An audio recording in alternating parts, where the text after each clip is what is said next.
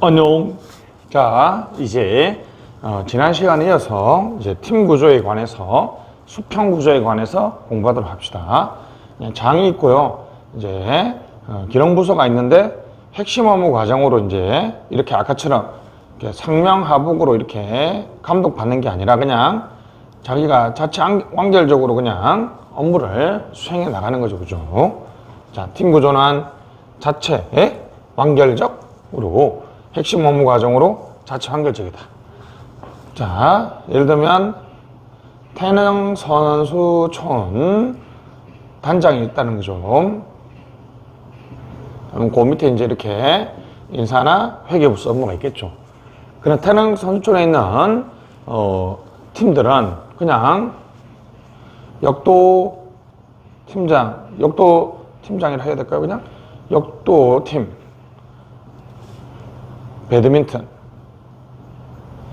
그러면 이분들은 역도팀은 감독을 중심으로 그냥 자기들 알아서 이렇게 훈련하죠, 그죠? 태릉선수총 단장님이 이래라 저래라 명령, 지시, 감독 거의 할 수 없잖아요, 사실. 그래서 핵심 업무 과정으로 그냥 핵심 업무가 이제 신제품, 구매, 영업, 판매 등이죠. 상호 보완적 기능을 가진 애들이 멀티플레이어라는 거죠. 평면 조직이고 저층 구조의 적은 계층, 넓은 통솔 범위를 목표로 하고 있습니다. 그래서 같이 결정하고 같이 책임 집행하고 같이 성과도 나누고 같이 책임을 진다는 거죠. 자, 이것이 팀 조직인데요. 뭐 다르게 얘기하면 여기 상호 보완적 기능이라는 게 상당히 중요합니다. 너무 큰 얘기인데, 예를 들면 축구팀이라고 했을 때 축구는 11명이 완전히 수평적이죠. 오로지 위에 감독, 그죠? 감독하고 축구팀 구성원들이 완전히 평면적이죠. 만약 축구팀이 승리했을 때 특정한 공격수나 수비수가 잘했다고 하기보다는 팀원 전체의 이른바 팀워크, 팀플레이의 결과물이지 특정한 개인의 결과물이 아니에요. 이유는 또 뭐냐면, 자, 수비수가 있으면 분할 권리에 따라서 나는 수비수기 때문에 나는 수비만 한다, 이렇게 하는 것이 아니라 수비수가 공격수 기능을 우리가 공격해야 될 때는 공격수의 기능을 보완해주고, 우리가 수비해야 될 때는 공격수가 수비수의 기능을 보완해주죠. 근데 수비수가 공격수의 기능을 보완해주고 공격수가 수비수의 기능을 보완해준다면, 즉 상호 보완적 기능을 갖춘 사람들끼리 같이 업무를 수행하는 것 때문에 꼭 공격수가 잘해서 골을 넣었다라고 얘기할 수 없다는 거죠. 그래서 멀티플레이어, 이른바 상호 보완적 기능을 가진 사람들이 완전히 평면, 저층 구조죠. 공동결정, 공동집행, 공동책임을 지는 조직 구조가 되겠습니다. 됐습니다. 그래서 이제 아주 평면적인 조직에서 계층 축소, 신속한 결정, 팀워크를 통해서 변화한다는 거죠. 공동결정, 공동집행, 그래서 업무량의 형평화, 맞죠? 공격수가 하는데 공격수 기능이 부족할 때는 미드필더나 수비수가 공격수의 기능을 보완해주기 때문에 어떤 특정 분야의 일이 많이 필요하면 그 분야에 가서 일을 도와줄 수 있다는 거죠. 반대로 수비수가 힘들 때 공격수가 수비수의 기능을 도와줄 수 있다는 것이죠. 상호 보완적 기능을 수행하기 때문에 구성원의 다기능화, 사람의 전문화를, 그렇죠. 사람이 여러 가지 일을 동시에 할 수 있으면 업무의 전문화는 하나의 일만 하는 걸 말한다면, 사람의 전문화는 여러 가지 일을 동시에 추구할 수 있다는 것이죠. 최근에 신공헌관리, 성과를 강조하는 쪽에서 이 팀 제도를 강조하고 있습니다.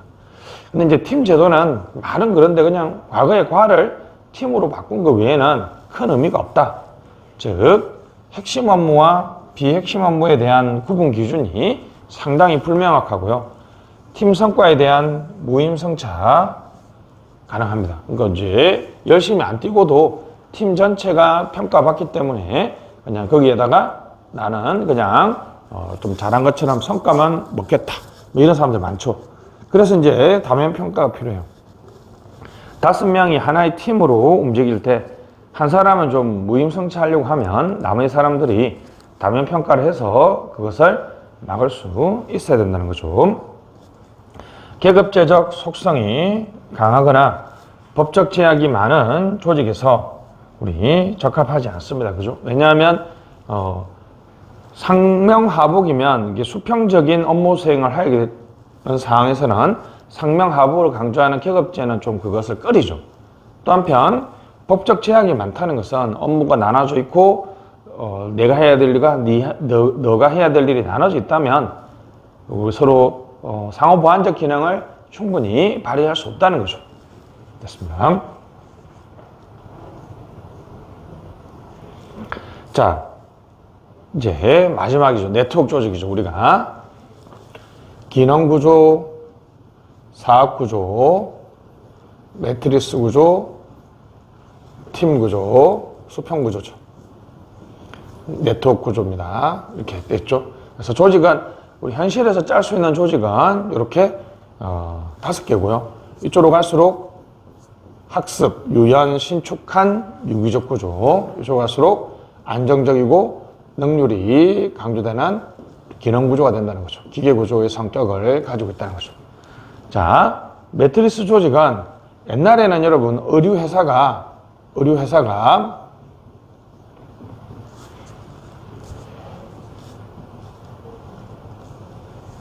자, 옛날 의류회사는 이렇게 옷을 설계하는 애들끼리 기능구조죠. 인력, 제조를 하고 판매를 하는 판매부서가 있었다는 거죠.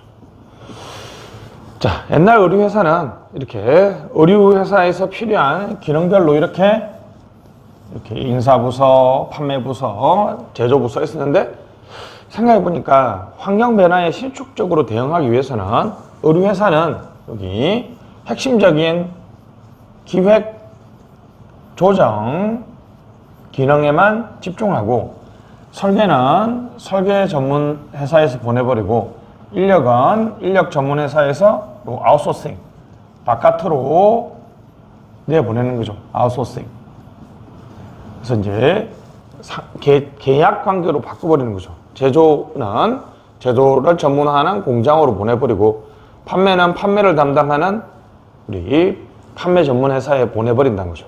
그래서 핵심 업무에 집중하고 나머지 업무들은 아웃소싱, 이른바 외주화를 하는 것이 네트워크 조직의 중요한 특징입니다. 그래서 핵심 업무에 집중하죠. 비핵심 업무는 아웃소싱, 우리가 외주화. 외부에 위탁을 한다는 거죠. 외주화하거나 위탁을 함으로써 우리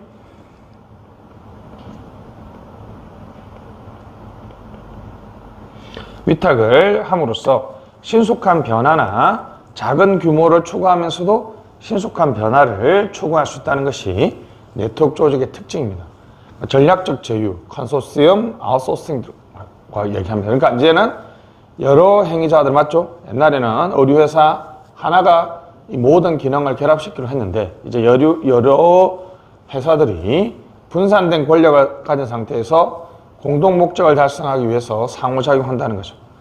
자, 이 조직들의 특징을 우리가 루즐리 커플, 이른바 느슨한 연계라고 그럽니다. 느슨한 연계. 이쪽은 이렇게 요 관계가 계약 관계지 상명하복의 관계도 아니죠. 상명하복 관계도 아니고 절대 남인도 아는 아주 이상한 관계. 무슨 관계? 루즐리 커플. 상호 의존적인 관계, 상호 의존적인 관계입니다. 한편으로 어떤 목표에 대해서는 철저한 계층 통합을 하고 그 집행 과정에서는 자유를 추구합니다. 그래서 집권화를 추구하면서도 분권화를 동시에 추구한다는 아주 묘한 조직이죠. 예를 들면 제조회사하고는 예를 들면 12월 30일까지 완성되라는 이거는 직관적으로 하향적으로 결정해 준다면 이제 제조회사에서 12월 30일까지 어떤 방법이나 절차를 통해서 공급해 줄 것인가는 이 제조회사의 자율에 맡기죠. 다시 그래서 언제까지 얼마만큼의 물건을 제조해 줄 것인가는 직관적으로 결정한다면 그 지평에 대해서는 아주 분권적이고 자유를 준다는 거죠. 최근에는 이 정보화와 세계화가 가장 중요한 네트워크 조직의 탄생 배경입니다. 삼성 같은 경우에는 노트북 생산 공장을 예전에는 인도네시아, 베트남, 버마 등의 미얀마 등에 보낼 수가 없었는데 이제는 세계화를 통해서 경쟁이 격화되거나 또는 컴퓨터나 통신 장비들을 통해서 이제 요즘에 실시간 CCTV를 통해서 실시간으로 제품을 확인할 수 있고 관리 감독할 수 있기 때문에 옛날엔 관리 감독이 안 됐기 때문에 제3지대 동남아시아에 아웃소싱을 하지 못했는데 이제는 충분히 관리 감독을 할 수 있다는 거죠. 뭐가 발전했기 때문에? 정보화가 발전했기 때문에 그렇기 때문에 이제 아웃소싱, 외주화, 네트워크 조직을 할 수 있다는 거죠. 자, 이런 조직의 가장 큰 특징이죠. 그죠? 조직이 아주 간소화됩니다. 맞죠? 조직이 간소화된다는 말은 신속하고 유연한 대응을 할 수 있습니다. 그죠? 언젠가 바로 이번에 우리 판매 망하고 잘 안 맞으면 판매와 관계를 끊고 새로운 조직을 만들어서 또는 새로운 조직과 협력 관계를 만들 수가 있죠. 그죠? 자, 이제 옛날에는 생산부, 자재부 등을 우리가 직접 관리 감독했는데 이제 관리 감독을 업체한테 넘겨버렸으니까 이제 관리 감독을 하지 않아도 된다. 관리 감독 비용, 간접 비용을 줄일 수 있고 똑같은 말이지만 환경 변화에 신속하게 대응할 수 있죠. 이번에 만든 제품이 좀 변화에 좀 고객들의 수요를 충족시키지 못했다. 그러면 제조업체를 다른 업체로 바꾸기도 할 수 있고 신속하게. 자, 막대한 초기 투자 없이 사업을 할 수 있죠. 그죠? 내 것이 아닌 자원을 내 것인 것처럼 활성화할 수 있죠.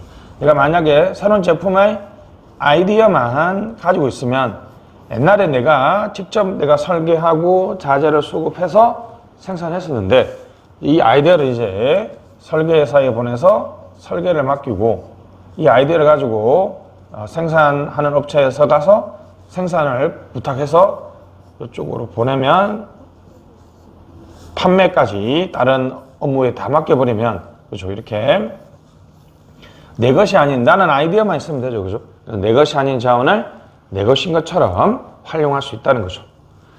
자, 직무수행의 동기부여. 왜냐하면 분권화를 하기 때문에 내 스스로 자율적으로 결정할 수 있다는 것이죠. 자, 그 다음에 단점은 이제 직접 통제, 자율을 준다는 말은 직접 통제가 곤란하다는 거죠. 언제까지 생산해라. 이 정도까지만 얘기할 수 있지. 왜 이렇게 근로자들이 일을 안 하니? 왜 이렇게 출퇴근 관리가 안 되니? 이런 식으로는 이제 수탁기관한테 통제할 수가 없죠. 한편 이제 요 판매회사나 이런 수탁기관들이 아무래도 이제 우리 조직원이 아니기 때문에 응집력 있는 조직 문화를 형성하기 어렵죠. 그 말은 이제 대충 일을 해줄 수 있다는 거죠. 대리 손실, 대리 비용이라고 그러죠. 내가 직접 생산하고 설계하는 게 아니기 때문에 내 맘 같지 않고요. 그래서 도덕적 해이가 나타날 수 있다는 것이 바로 이 네트워크 조직의 가장 큰 문제죠. 그래서 이제 상대방에 대한 신뢰가 가장 중요하다. 상대방에 대한 신뢰가 가장 중요합니다. 근데 하나 네트워크를 맺게 되면 그 네트워크가 장기화되면 우리 이제 혁신이나 유연성을 제고할 수 없다는 것이 또 한편 네트워크 조직의 단점이 되겠습니다.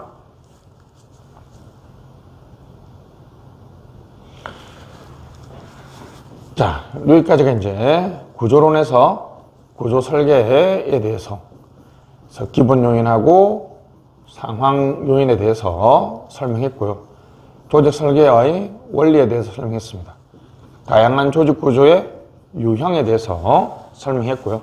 이제 이 조직 구조 설계에서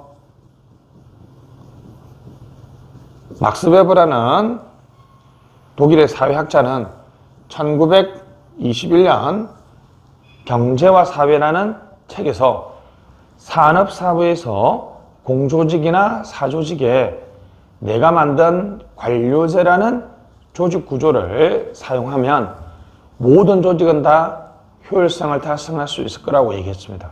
그렇다면 우리가 조직 구조를 설계하는 입장에서 관료제라는 것만 방식만 따르게 된다면 언제든지 목표 달성에 좋은 수단, 도구, 기능이 될 수 있다고 했기 때문에 아주 중요한 연구 대상이죠. 한편 막스 베버는 내가 만든 관료제는 이상적인 모습이지 실제로 현실에서 존재하지 않는다는 거죠. 사실 우리가 여러분 작은 정부라는 것이 메타포, 은유적인 표현이지 실제로 어느 나라가 작은 정부입니까? 딱 정확하게 그냥 우리가 막연하게 가지고 있는 것들을 아이디얼 타입으로 정부 규모는 이상적인 모습으로는 딱 할 수 있는 일만 하고 할 수 없는 일을 하지 않는 그런 조직이구나. 그래서 이상적인 조직 형태로 제한된 것이지 실제로 존재하는 조직은 아니고요. 그래서 산업사회의 특성을 갖춘 모든 공조직이나 사조직에 적용될 수 있는 형식적 합리성, 도구적, 수단적 합리성이라고 그러죠. Formal Rationality 같은 말은 형식적, 도구적 합리성입니다. 산업사회에서 적용될 수 있는 가장 이상적이고 또는 목표 달성에 순기능을 하는 즉 형식적, 도구적 합리성이 있는 조직이라는 거죠. 관료제라는 것은 이 뷰로크래트, 관료들이 통치한다는 의미로 왕정이나 민주정에 비해 전문 관료들이 국가 행정을 중심적인 역할을 담당한다는 의미가 됩니다. 방금 말했던 것처럼 관료제가 등장된 것은 2차 사회입니다. 2차 사회가 자본주의, 화폐경제, 일이 많아지죠. 자본주의가 발전했고 사회적 차별, 2차 사회가 이제 기속 요인에 의해서 평가받는 거 아니잖아요. 그죠? 요 이전에는 뭐 양반 아들은 양반이고 뭐 쌍놈의 아들은 쌍 이랬는데 그게 아니라 이제 자기의 능력과 실적만 있으면 충분하게 자기가 성공할 수 있는 사회, 2차 사회죠. 사회적 차별이 없어지고 평균적인 관점에서 관리된다. 자, 관료제의 기술적 우위성 였습니다. 그렇다면 관료제의 가장 중요한 특징은 뭘까요? 전문 계비법입니다. 전문화의 원리에 따르고 문서주의, 상명하부 계층제, 비정의성, 합법성을 중시하는 전문 계비법이라는 것을 핵심적인 관료제의 어떤 구조적 또는 운영적인 특징으로 합니다. 전문화의 원리는 뭐 아시죠? 전업, 전인. 그죠? 한 사람이 하나의 일만 하는 것이죠. 고용관계의 자유계약성, 맞죠? 고용관계는 신분관계가 아니고, 신분관계는 1차 사회죠. 근대 사회 이전에 전근대 사회죠. 그죠? 봉건주의죠. 자유계약을 하고, 순환근무를 하게 되면 근속연수에 따른 연공급 별표, 성과급을 주는 게 아니라, 그죠? 성과급이 아니라 근속연수에 따라서 연공급을 주게 됩니다. 문서주의는 문서로 기록 보존해야 된다는 것이고, 계층제는 상명하복이죠. 명령복종의 관계. 권한과 책임이 명확하다는 것이고, 비정의성은 단어 자체는요, 뭐 되게 비정해 보이지만 단어 자체는 상당히 좋습니다. 공과 사를 엄격하게 구분한다는 거죠.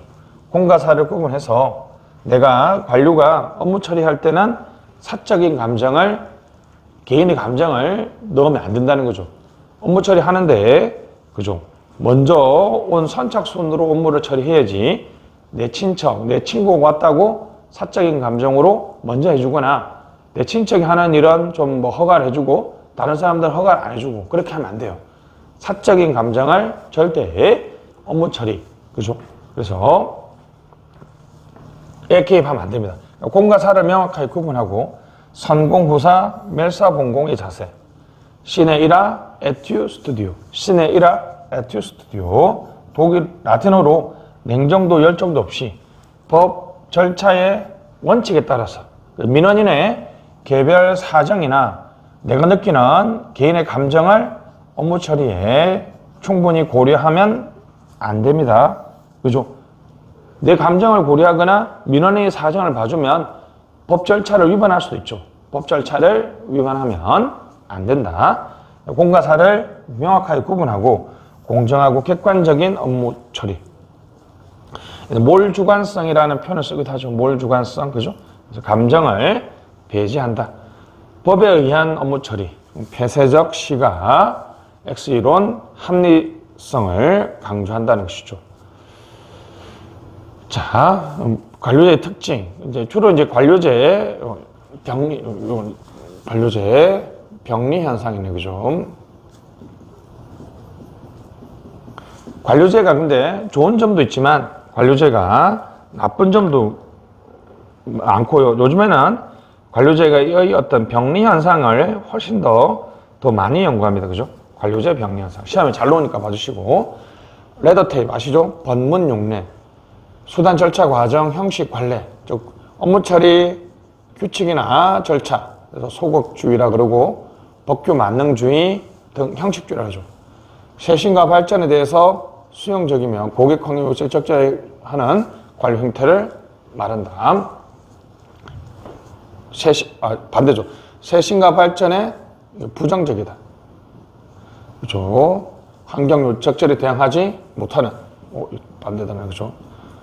쇄신과 발전에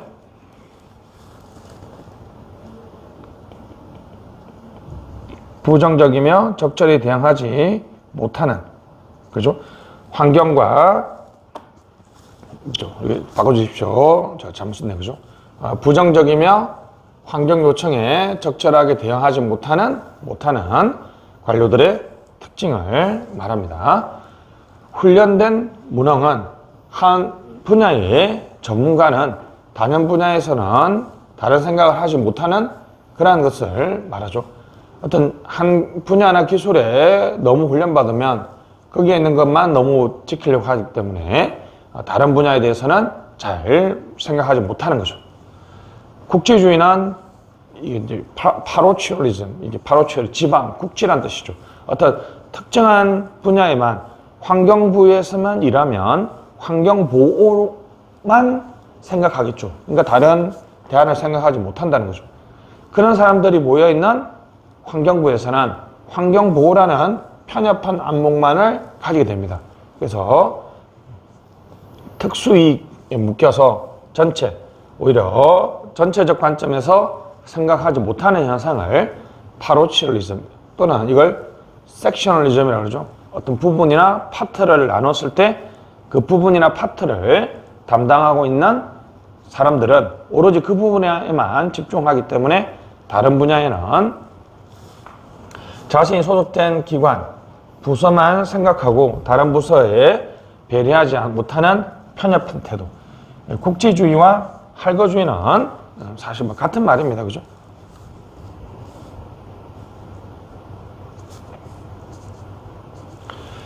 자, 블라우라는 학자는 조직 내 어떤 사회관계의 불안정성을 얘기합니다.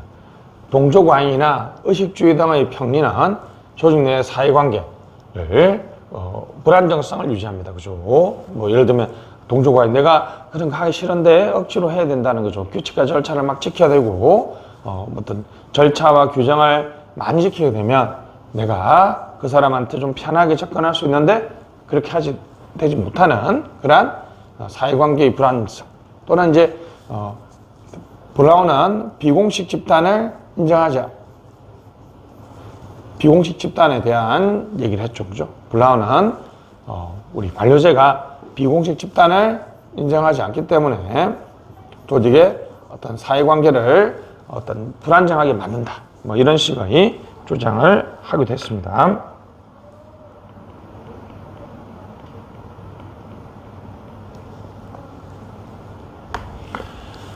자, 모토는 최고 관리자는 부하들을 자꾸 통제하고 싶어요. 그러면 규칙과 절차를 엄청 많이 만들죠. 이에 따라 관료들은 규칙과 절차에 집착하는 over conformity. 아니죠. over conformity. 동조과잉을 일어나게 된다는 거죠. 동조과잉 됐습니다. 그러면 이제 동조과잉하게 되면 궁극적인 목표보다는 이 규칙이라는 하위 수단, 이쪽을 너무 집착하니까 목표가 수단이 되고 수단이 목표가 되는 디스플레이스먼트가 나타난다는 거죠. 자, 그래서 관료제의 병리는 관료 조직이 뭘 인격적이다. 공과 사를 너무 명확하게 구분하기 때문에 비인간화를 초래한다는 거죠. 인간적인 관리가 되지 않는 현상을 얘기하고 있습니다. 다시 셀저닉은 조직이 환경과 상호작용해서 진정하게 변화하는 것은 적응적 변화. 근데 외부 환경의 위험 요소를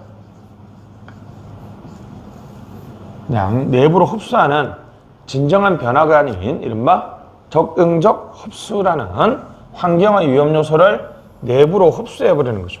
그래서 환경 요구를 무마시키려고 한다는 거죠. 예를 들면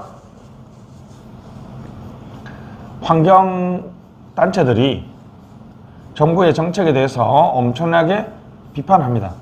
그럼 이제 환경단체들은 정부 입장에서 보면은 외부에 존재하는 애들이고, 정부는 환경단체 얘기가 맞다고 해서 타스크포스를 구성해서 민간위원회를 구성해서 진상조사를 해 나간다. 이거는 환경부의 요구를 환경단체 요구에 적절하게 대응하는 적응적 변화인데요. 정부가 갑자기 이 환경단체의 리더를 우리 무슨 위원회다 이렇게 해서 이 위원회에 앉혀요. 그러면 여기 있는 환경단체들이 자기 리더가 위원장 앉아 있으니까 이제 심하게 요구를 못 하겠죠. 근데 이제 그 뒤로 아무런 노력도 안 해요. 외부 위험 요소를 내부로 흡수해서 환경 요구를 무마시키려는 거. 적응적 흡수입니다. 그죠? 그래서 코옵테이션이라고 코옵테이션. 진정하게 환경의 요구에 대한 제대로 된 변화가 아니죠. 그죠? 그래서 적응적 흡수, 적응적 변화가 있고. 셀저닉은 권한위임과 전문화가 동조과잉을 초래한다.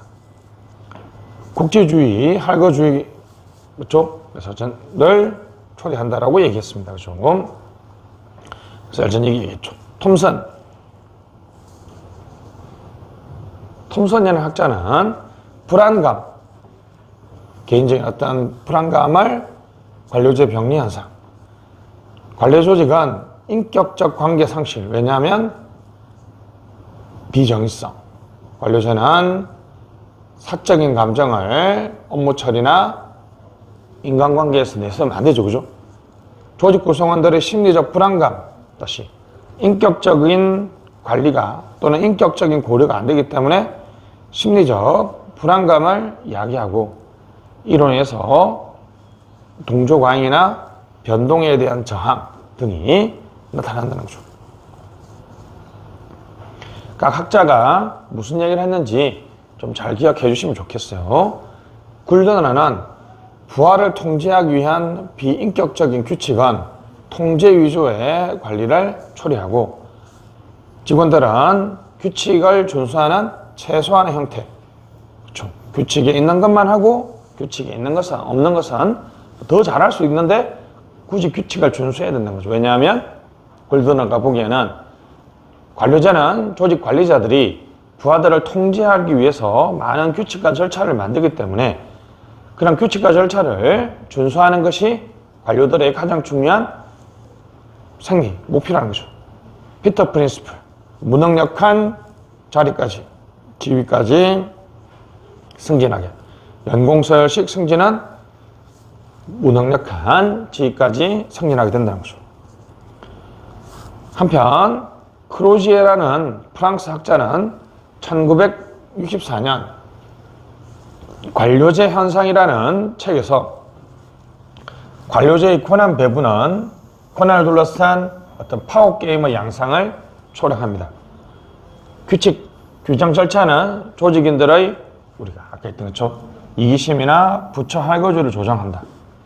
특히 이런 관료제 병리 현상은 프랑스 문화, 즉 엘리트주의라는 프랑스 문화와 관련되어 있다라고 얘기했다는 거죠.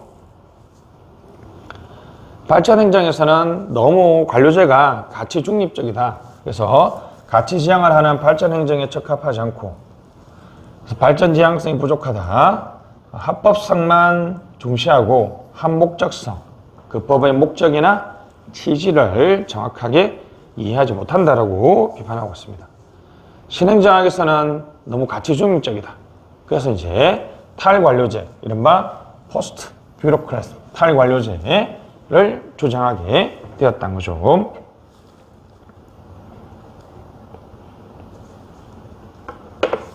있습니다. 넘어가시죠.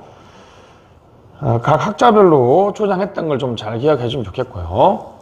뭐 이런 학자들이 시험에 놓긴 하는데 그냥 이런 거 놓으면 그냥 유기적 구조의 특징을 고르면 됩니다. 관료제가 기계적 구조이기 때문에 탈관료제는 유기적 구조의 특징을 잡으면 돼요. 그죠? 낮은 공식성 표준화, 적은 절차와 규칙이죠. 낮은 수평 분화, 전문성의 통합. 그래서 너무 나눠져 있던 일들을 협업하거나 공동결정, 공동집행, 공동책임. 이제는 경계를 모호하게 합니다. 그죠? 경계가 없는 업무. 사람의 전문화는 맞습니다. 이 경우에는 이제 높은 수평 분화죠. 사람의 전문. 한 사람이 여러 가지 일을 할 수 있다는 것은 높은 수평 분화를 말하고, 여기는 낮은 수평 분화는 업무에 대한 얘기고, 사람의 전문화는 높은 수평 분화입니다. 그죠? 자, 낮은 수직 분화, 적은 계층, 평면 조직, 낮은 직권화, 높은 분권화, 수평적 의사전달 등을 강조하고 있습니다. 느낌으로 푸시면 되겠어요. 그리고 임시조직, 어드호크라시, 그죠? 관료제를 극복하기 위한 대표적인 탈관료제의 조직이죠. 생존투쟁이나 기술 혁신이 최고조인 사항, 예를 들면 불확실하거나 동태적인 상황에서 보통은 새로운 행정 수요가 나타나고 거기에 대응하기 위해서 우리 어드호크라시가 등장하게 된다는 거죠. 어드호크라시는 그래서 생존투쟁이나 기술 혁신이 극명할 때 나타난다. 그죠? 그래서 이제 프로젝트 팀하고 타스크 포스가 있는데요. 여기 이제 수능 문제 출제단이라고 생각하시면 되겠고, 수능이 이상해서 수능을 한번 바꿔보자. 수능 제도 개선위원회가 있습니다. 자, 둘 다 임시적이고 잠정적인 일이지만 수능 문제 출제단은 1개월만 존재하기 때문에 문제 출제를 위한 전문가들이 아주 잠정적이고 임시적인 업무를 추진하는 거죠. 그러니까 됐습니다. 그래서 목표 달성 후에 해체되고요. 단기적 속성이기 때문에 도표에 나타나지 않죠. 그죠? 1개월만 존재할 조직을 도표에 나타나지 않겠죠. 그죠? 수능 제도 개선위원회는 여러 전문가들이 분과를 만들어서 적어도 1년, 짧게는 6개월 이상 지속적으로 토론을 하고 서로 심의를 해야 되기 때문에 도표에 당이 나타나야 되죠. 상대적으로 장기적이다. 부문 내에 설치하죠. 그죠? 여기는 부문 간에 설치합니다.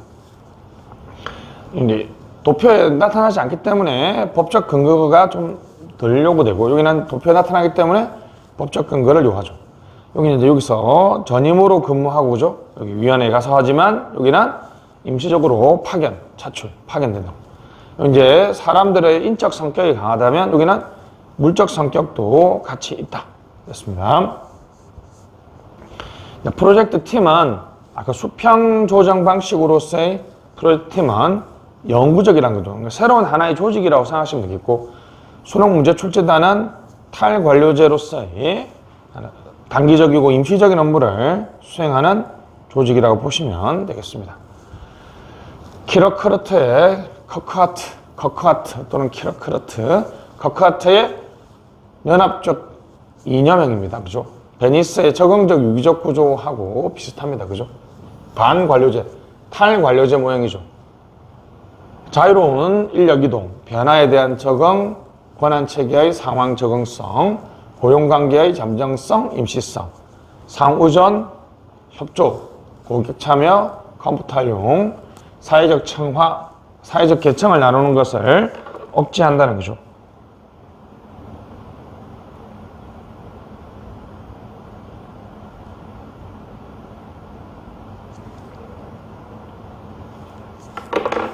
여기 만들 점이겠네요, 그죠? 그래서 커크하트의 연합형 이념형은 탈관리제 조직이니까 유기적 구조의 특징으로 봐주시면 되겠습니다, 그죠?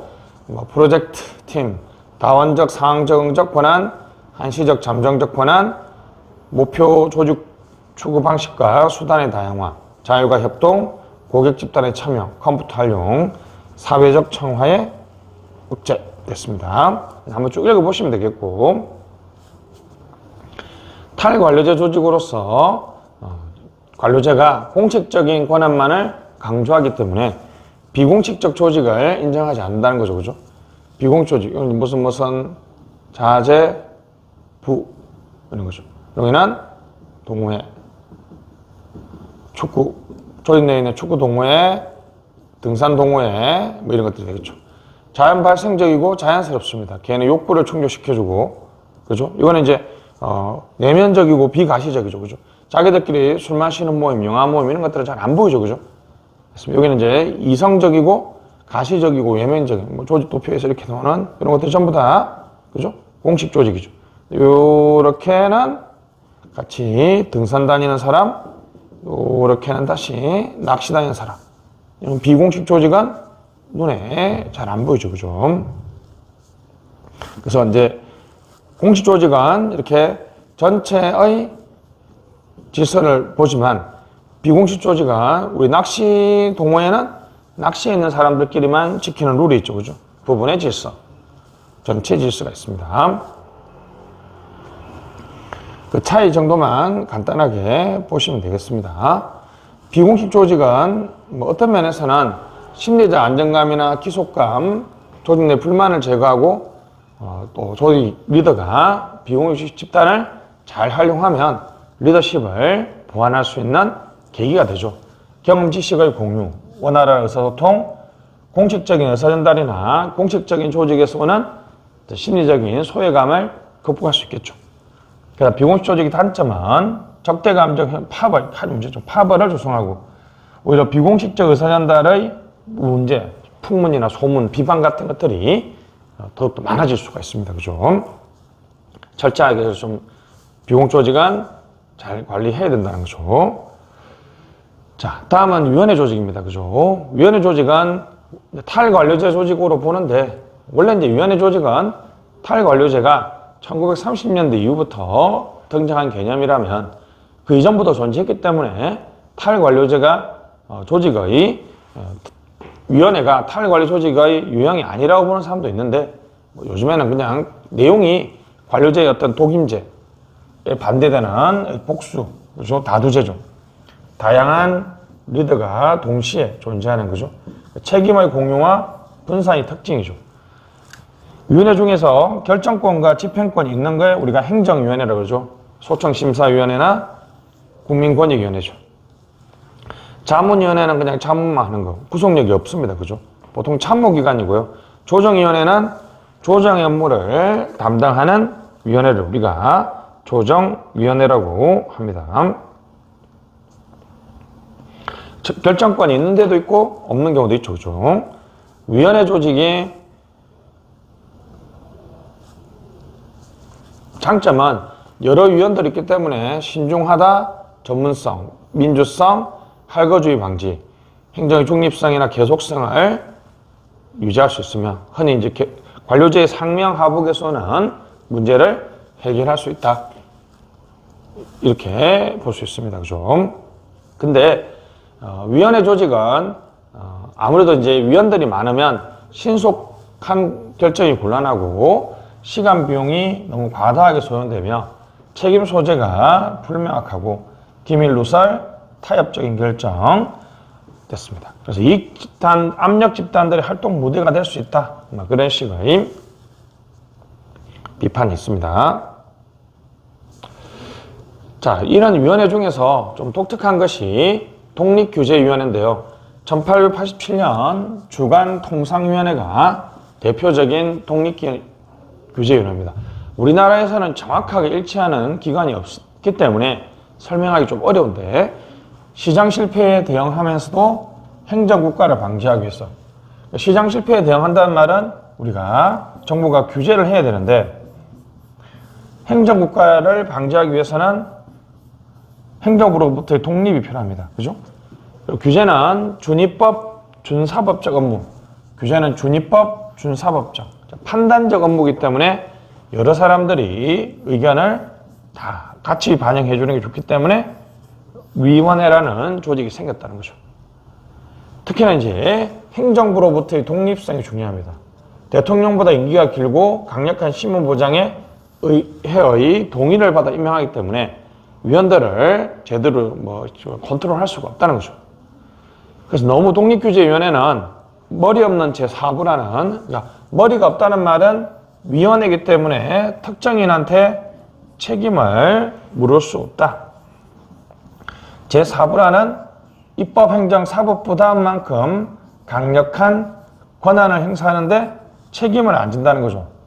그래서 이걸 옹호했다는 게 아니라 비판한 거죠. 머리 없는 제4부는 독립규제위원회의 문제점을 지적한 것이죠.